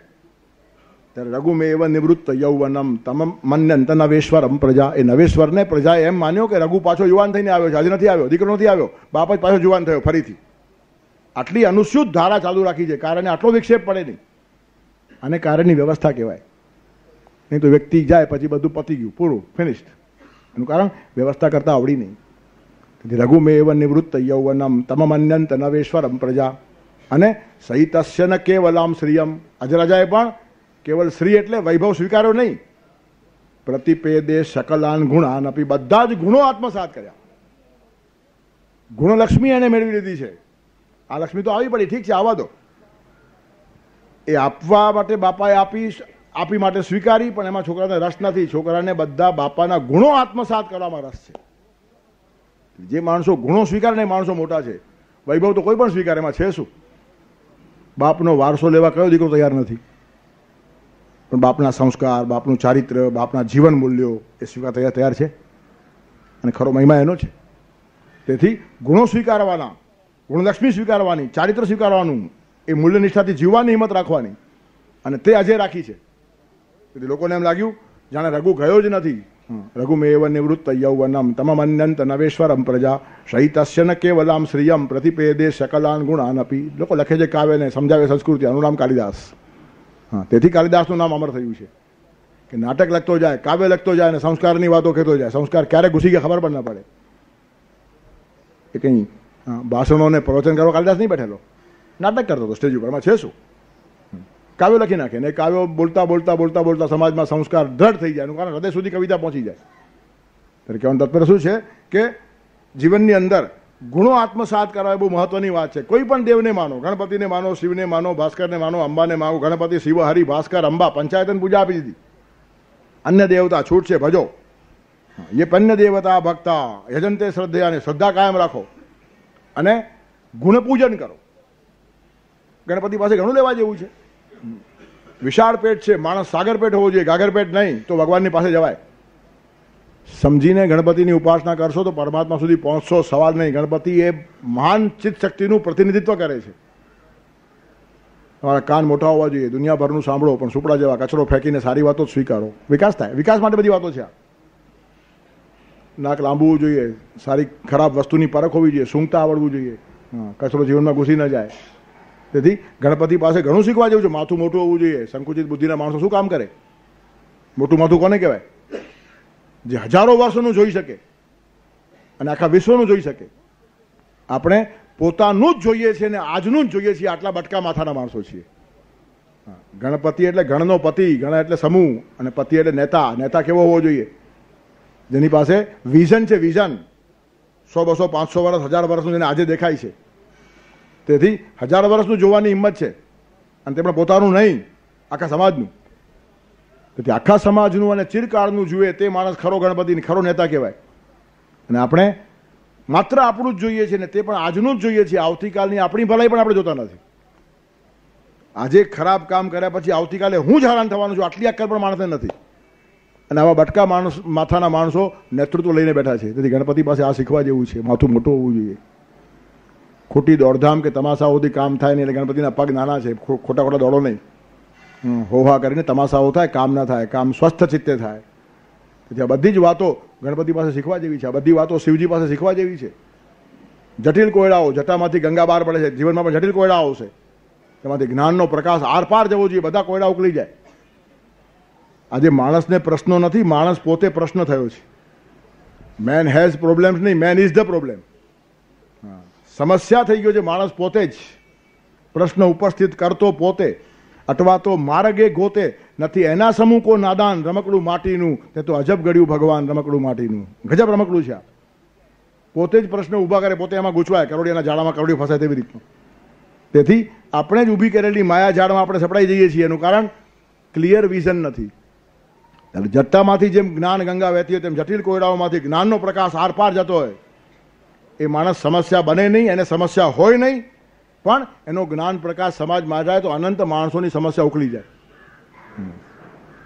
જેનું પોતાનું સમસ્યા વિમોચન થયું છે ને તે બીજાનું સમસ્યા વિમોચન કરી શકે. મુક્ત માણસ બીજાને મુક્તિ આપી શકે, બંધાયેલો માણસ મુક્તિ આપી શકતો નથી. એક રાજાએ એક કથાકારને પકડ્યો. ભાગવતની કથા થયા પછી 7મા દિવસે રાજાએ એનું ગળું પકડ્યું કે ભાગવતની કથા પછી મુક્તિ મળે છે, તે કથા કરી, મને મુક્તિ મળી કેમ નહીં? કાં તો સુખદેવજીએ વાંચેલી ભાગવત જુદી હશે ને તેમ કંઈ બીજી વાંચી હશે. જો એ જ ભાગવત તો એનું પરિણામ આવવું જોઈએ કે નહીં? સુખદેવજીના ભાગવતથી પરીક્ષિત મુક્ત થયો ને તારા ભાગવતથી મને કંઈ થયું નહીં, આવો ને આવો બેઠો છું અડીખમ થાંભલા જેવો. તારામાં ફરક શું થયો? કા ભાગવત ખોટી, કાંઈ ભાગવત બીજી હતી એમ કેમ કહેવાય? પછી મૂંઝાયો. ત્યારે થોડો સમય આપો, મારે એના પર થોડું ચિંતન કરવું પડશે, 2-4 દિવસ પછી જવાબ આપું, કારણ કે પ્રશ્ન બહુ વિચિત્ર છે ને, સામોસામ પુરાવો કરવાનો છે. પછી કંઈ સૂઝ્યું નહીં એટલે તસ્માત ગુરુ મેવા અભિગત છે સમિત પાણી શ્રોત્રિયમ બ્રહ્મનિષ્ઠમ, પોતાના ગુરુદેવ પાસે ગયો કે ગુરુજી મુશ્કેલી મુકાયો છું. શું કે ભાગવતની કથા કરી, બહુ સારી થઈ, લોકોને ગમ્યું, વખાણ બહુ થયા, બધું થયું, પણ રાજા વિચિત્ર નીકળ્યો. મારું જ ગળું પકડ્યું કે મને મુક્તિ કેમ મળી નહીં? કાં ભાગવત ખોટી, કાં તું ખોટો. હવે શું કરવાનું? ગુરુ કે વાંધો નહીં, હું સભામાં આવીને જવાબ આપીશ. 2 દિવસ પછી ગુરુજી ભેગા આવ્યા. શિષ્યે કીધું કે મારી ક્ષમતાની બહારનો પ્રશ્ન છે, પણ મારા ગુરુજી પોતે આવ્યા છે અને જવાબ આપશે. રાજા કહો રાઈટ, કોઈ પણ મને જવાબ જોઈએ. ભાગવત વાંચ્યા પછી મુક્તિ મળતી હોય ને મેં બરાબર 7 દિવસ ભાગવત સાંભળી છે અને મને મુક્તિ મળી નથી, તો આવું કેમ વિચિત્ર રિઝલ્ટ આવ્યું છે? એ ભાગવત જુદી હતી ને આ ભાગવત નવી કંઈ વાંચી કાઢી છે. ત્યારે ગુરુ કીધું જવાબ આપતા પહેલાં મારી કેટલીક શરત છે, માન્ય કરવી પડશે. તો કોલ રાઈટ, જે શરત કહેશો તો મને જવાબ જોઈએ. તમને ખરાબ નહીં લાગવું છે? ખરાબ નહીં લાગે. એટલે ગુરુદેવે 2 સિપાહી બોલાવ્યા અને કીધું આ જે કથા કહેનાર છે ને એને એક થાંભલામાં બાંધ, અને દૂર થાંભલો બીજો હતો એમાં રાજાને બંધાવ્યો. જવાબ જોઈતો તો જે કહું તે કરવું પડશે. Call right. રાજાને એક થાંભલે બાંધ્યો ને પહેલાને બીજે બાંધ્યો, અને પછી કહ્યું બંને છોડાવો એકબીજાને. તો કે કેમ બને? છૂટેલો હોય તો છોડાવે, બસ. તો એ જ જવાબ છે અહીંયા બી. આ બંધાયેલો છે દક્ષિણામાં, તું બંધાયેલો છે રાજકારણમાં, બંને ભેગા તેને ભાગવત સાંભળે, થાય શું? હા, પોતે છૂટ્યો હોય તે બીજાને છોડાવે. હા, તમારા 2માંથી એકે છૂટેલો નહોતો, એક છૂટેલો હોવો જોઈએ ને કમસે કમ. એક માણસ છૂટેલો હોય તો બીજાને છોડાવે, બંને બાંધેલા હોય તો છોડાવે જ નહીં. તેથી ભાગવતની અસર નથી પડતીનું કારણ બધા જ બાંધેલા છે, છૂટેલો માણસ છે જ નહીં. એક માણસ છૂટેલો બીજા અનંતને છોડાવે છે. એટલે કહેવાનું તાત્પર્ય, સમસ્યામાંથી તે જ માણસ છોડાવે જે પોતે સમસ્યામાંથી મુક્ત છે.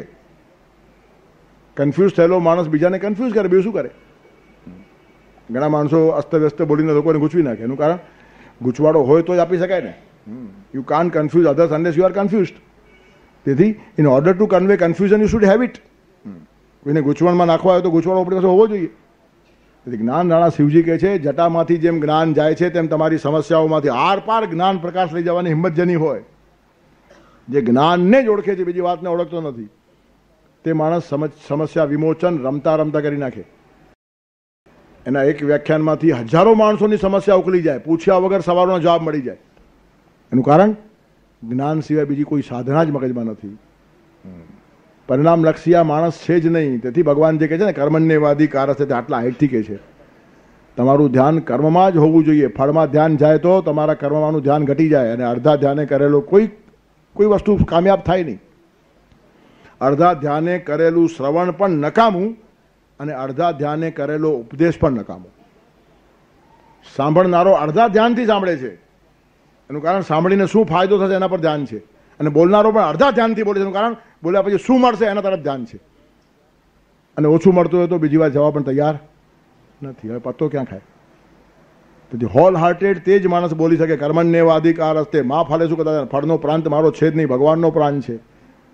હોલ હાર્ટેડ જ્ઞાન સિવાય કશું જ નહીં આ જેના મગજમાં છે તેના મસ્તકમાંથી જ્ઞાન ગંગાનો પ્રવાહ આવે અને અનંત જટિલ કોયડાઓ છૂટી જાય. તેથી કોઈ પણ દેવની ઉપાસના કરો પણ એના ગુણોને ગ્રહણ કરો. ગણપતિ, શિવ, હરિ. હરિ એટલે હરતી હતી હરિ, કોઈને પણ ખેંચી લે. પ્રેમ છે ભગવાન કૃષ્ણ એટલે સાક્ષાત પ્રેમાવતાર છે. કરસતી આકર્ષતી હતી કૃષ્ણ. આપણા જીવનમાં પણ આવું આકર્ષણ નિર્માણ થવું જોઈએ. આપણી પાસે આવ્યા પછી એક એટ્રેક્શન જોઈએ, માણસોને દૂર થવાનું મન ના થાય. પણ લોકો દૂર જ ભાગતા હોય તો કંઈક જીવનમાં ખામી છે.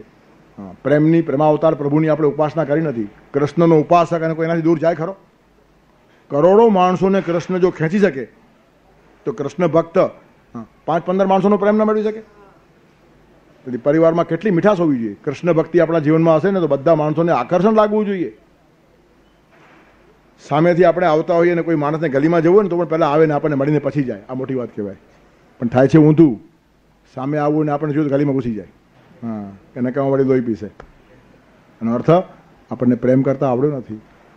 તેથી પ્રેમાવતાર કૃષ્ણ કોઈ પણ તમે દેવ માનો, સવાલ નથી. અન્ય દેવતા છૂટ છે. ગણપતિ, શિવ, હરિ, ભાસ્કરને માનો, કંઈ વાંધો નહીં. તેજસ્વીતા છે, નિયમિતતા છે, સમતા છે, અનંત વાતો છે. આ ગોળમાં કામ કરવાની વૃત્તિ સૂર્ય પાસે બધું જ છે. અંબા શક્તિ છે. શક્તિ સંપન્ન માણસ હોવો જોઈએ. નાયમાત્મા બલહીન લભ્ય. બળ વગરના માણસને આત્મા પણ ન મળે, પરમાત્મા ક્યાંથી મળે? તેથી અંબાની ઉપાસના એ શક્તિની ઉપાસના છે. નવરાત્રિમાં આપણે જે માતાની આસપાસ ફરીએ છીએ ને એ શક્તિ અને ભક્તિની ઉપાસના છે. ભક્તિમાંથી જ ખરી શક્તિ પ્રગટે છે. અને શક્તિ એ માતૃ સ્વરૂપ છે, એનો મિસયુઝ થાય નહીં. માં છે, માનો ગેરઉપયોગ ન થાય. તેથી રામદાસ સ્વામીએ લોકો શક્તિ સંપન્ન થાય એટલા માટે મહારાષ્ટ્રમાં ગામે ગામે અખાડા ખોલ્યા, વ્યાયામશાળાઓ. એનું કારણ દુબળા નબળાઓને કોઈ પૂછતું નથી આ જગતમાં. ફેંકાઈ જાય માણસ.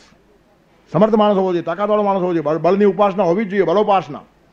પણ સાથે સાથે દરેક વ્યાયામશાળામાં એક મારુતિનું મંદિર રાખ્યું એમણે. કોઈ પણ વ્યાયામશાળા જુઓ મહારાષ્ટ્રમાં, હનુમાનનું મંદિર ત્યાં હશે જ. નાનકડું મંદિર છે, હનુમાનનો ફોટો બી હશે. શા માટે?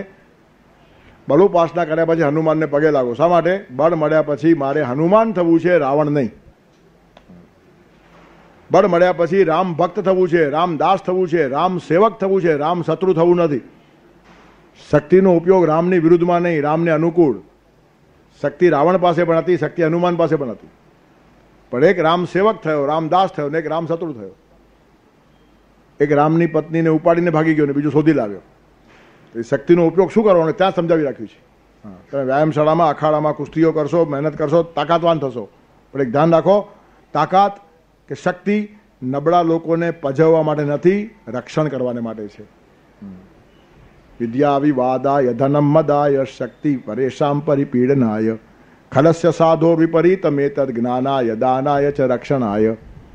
વિદ્યા વિવાદાય, હલકા માણસની વિદ્યા વિવાદને માટે, બીજાને ઉતારી જ પાડે. જ્ઞાન મેળવે ખરા, પણ પેલા આખલાઓ લડે ને તેમ પંડિતો લડે. જૂના કાળમાં સભામાં આખલાઓ રાખતા, પછી લડાઈ કરાવે. લોકો જુએ, તમાશો મજા આવે. તેમ કેટલાક પંડિતો પણ રાખતા. બીજો પંડિત આવે તો લડાઈ કરે. એટલે એ બી આખલા ને આ બી આખલા છે. આમનું શારીરિક યુદ્ધ ચાલતું હતું, આમનું વાચિક અને વૈચારિક યુદ્ધ ચાલતું હોય. ખરાબ માણસોની વિદ્યા વિવાદને માટે. વિદ્યા વિવાદાય ધનમ મદાય, ધન મળે ને તો મદ અહંકારને માટે, અને શક્તિ મળે તો પરેશાન પરિપીડનાય, બીજાને પીડા આપવાને માટે. આ બધું દુષ્ટ માણસનું ખલસ્ય. પણ સાધોહો વિપરીતમ, સાધુનું એનાથી ઊંધું છે. જ્ઞાનાય દાનાય ચ રક્ષણાય. સાધુની વિદ્યા જ્ઞાનને માટે, ધન દાનને માટે અને શક્તિ રક્ષણને માટે. તેથી આપણે કોઈ પણ દેવની પૂજા કરીએ એના કારણે આવેલી શક્તિ એનો આપણે ઉપયોગ કયો કરીએ છીએ, આ મહત્વની વાત છે. તેથી કોઈ પણ દેવની પૂજા એ ગુણ પૂજા છે. તો કુટુંબને પૂજા કરો, સમાજની પૂજા કરો, બધી છૂટ. સમાજ પણ દેવ છે. જનતા જનાર્દન, જન સેવા એ પ્રભુ સેવા છે એમ કહેનારા પણ કેટલાક માણસો છે. ચોક્કસ જનતામાં પરમાત્મા છે જ, પણ એ પરમાત્મા જોવાની હિંમત હોવી જોઈએ. ખાલી બોલતા હશો સૂત્ર તો થાકી જશો. ઘણા જનસેવકો થાકી જયેલા જોવા મળે છે. 10-15 વર્ષ કામ કર્યા પછી માથું કૂટતા હોય, કોઈને કદર નથી, કોઈને કશી પડી નથી. એનું કારણ તું બોલતો હતો જનસેવા એ પ્રભુ સેવા છે, પણ કરતો તો જનસેવા, પ્રભુને ઓળખતો જ નહોતો. જનતામાં જો પ્રભુ જોયા હોય તો કંટાળો આવે જ નહીં. પછી એ ભક્તિ થઈ જાય, પછી એ પૂજા થઈ જાય. પણ બોલવાની ભાષા એક અને અંદરની ધારણાઓ જુદી, તેના કારણે માણસો થાકે છે. અને આપણી અંદર બે માણસો ઊભા થયા તો આપણને થક્યા વગર રહે જ નહીં. એક બોલનારો માણસ ને એક જીવનારો માણસ, બે નહીં, બંને એક જ હોવા જોઈએ. જે બોલે તે જ જીવે, જીવે તે જ બોલે, એ માણસ થાકે જ નહીં. તેથી આપણી જે હિપોક્રેસી ને દંભ છે ને એ માણસ થકવી નાખે. દેખાવ લાંબો ટાઈમ તકતો નથી. દેખાવને માટે તમે જે શૃંગાર કરો છો એ પાછો ઉતારી નાખવો પડે. એનું કારણ નેચરલ નથી. વરવધુ લગ્નના દિવસે શણગાર કરે સ્ટેજ પર ઊભા રહેવા માટે, પણ 24 કલાક ચાલે કે આવું? 24 અવર્સ ઊભા રાખો તો નાકમાં દમ આવી જાય. તેથી તમે શણગારને માટે કે દેખાવને માટે જે બધું અપનાવી લો છો, ઉપરથી દાદો છો ને, એ લાંબુ ટકતું નથી. અંદરનું જે છે તે સાચું છે. ત્યારે કહેવાનું તાત્પર્ય શું છે કે જીવનની અંદર કોઈ પણ દેવની ઉપાસના કરો, પરમાત્માને વાંધો નથી. એ પેન્ય દેવતા ભક્તા યજંતે શ્રદ્ધયાન્વિતા, શ્રદ્ધાપૂર્વક તમે કોઈ પણ દેવની ઉપાસના કરશો તો એ મારી જ ઉપાસના છે. માત્ર અજ્ઞાન છે, અવિધિ છે, સમજણ નથી અને જોઈએ એટલું ફળ મળતું નથી. આકાશાત પતિતમ તોયમ યથા ગચ્છતિ સાગરમ સર્વદેવ નમસ્કારમ કેશવમ પ્રતિ ગચ્છતિ. આકાશમાંથી પડેલું બધું જ પાણી આખરે સમુદ્રમાં જાય છે. તેમ કોઈ પણ દેવને નમસ્કાર કરો એ ભગવાનને જ પહોંચે છે. સર્વદેવ નમસ્કારમ કેશવમ પ્રતિ ગચ્છતિ. તેથી તમે કયા દેવને નમસ્કાર કરો સવાલ નથી. તમારી ભાવના કઈ છે, શ્રદ્ધા કઈ છે. સાચી શ્રદ્ધાથી તમે કોઈ પણ દેવની પૂજા કરશો તો આગળ ડેવલપમેન્ટ થશે અને બીજા દેવ તરફ જશો. પણ સમજ્યા વગર અવિધિપૂર્વક કરશો ત્યાં ત્યાં અટકી જશો, વિકાસ થશે નહીં. થોડાક તાત્કાલિક ફળો મળશે અને તાત્કાલિક ફળોમાં મોટા ભાગના માણસો અટવાઈ જાય છે અને પરિણામે વિકાસનો આખો ક્રમ છૂટી જાય છે. ભગવાનને એનું દુઃખ છે. ભગવાન કહે છે તમે કોઈ પણ દેવની પૂજા કરો મને વાંધો નથી, શ્રદ્ધાપૂર્વક કરો અને મારી જ પૂજા છે, પણ એ સમજીને કરો.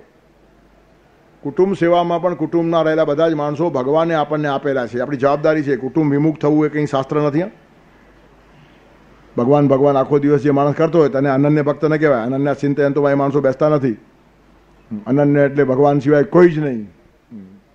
પછી પત્નીને હું શું કામ સંભાળું, ભલે રખડતી હોય, હું તો ચાલ્યો આગળ. આ મૂર્ખાઈ છે.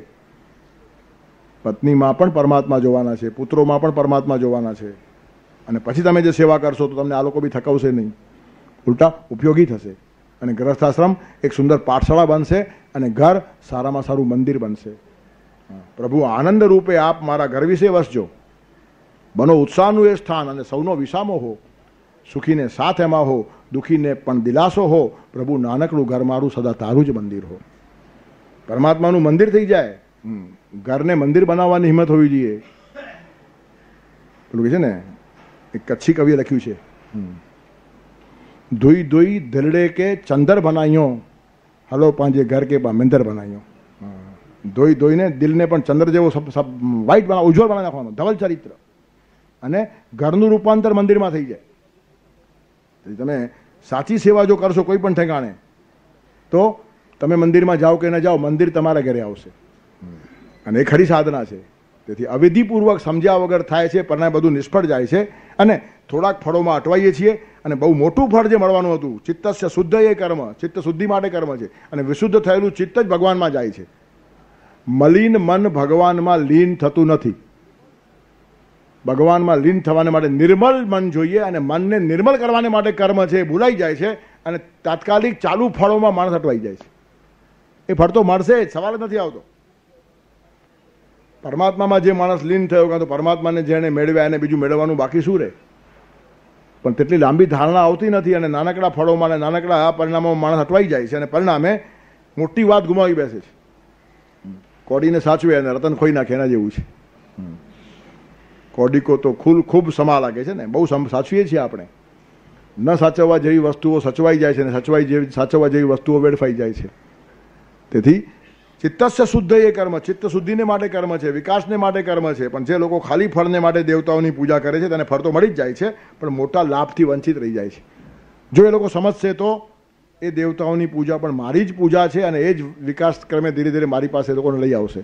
તેથી ये पेन्य देवता भक्ता यजन्ते श्रद्धयान्विता तेपि मामेव कौन्तेय यजन्ति अविधिपूर्वकम अविधिपूर्वकम તે અપી મામેવ યજંતી. એ લોકો પણ મારી જ પૂજા કરે છે પણ સમજતા નથી, અને સમજતા ન હોય તો થોડું સમજાવવું પડે. તેથી પોતાની ભૂમિકા ભગવાન પાછી સ્પષ્ટ કરે છે, તેનું પાલન કરી રાખશું આવતા રવિવારને માટે. અહમ હિ સર્વયજ્ઞાનામ ભોક્તા ચ પ્રભુરેવ ચ નતુ મામ અભિજાનંતિ તત્વે નાતશ્ચવંતિ તે વસુદેવ સુતં દેવં કંસચાણૂરમર્દનમ દેવકી પરમાનંદમ કૃષ્ણં વંદે જગદ્ગુરુમ. ગુરુર્બ્રહ્મા ગુરુર્વિષ્ણુ ગુરુર્દેવો મહેશ્વર ગુરુ સાક્ષાત પરબ્રહ્મ. તસ્મૈ શ્રી ગુરવે નમઃ.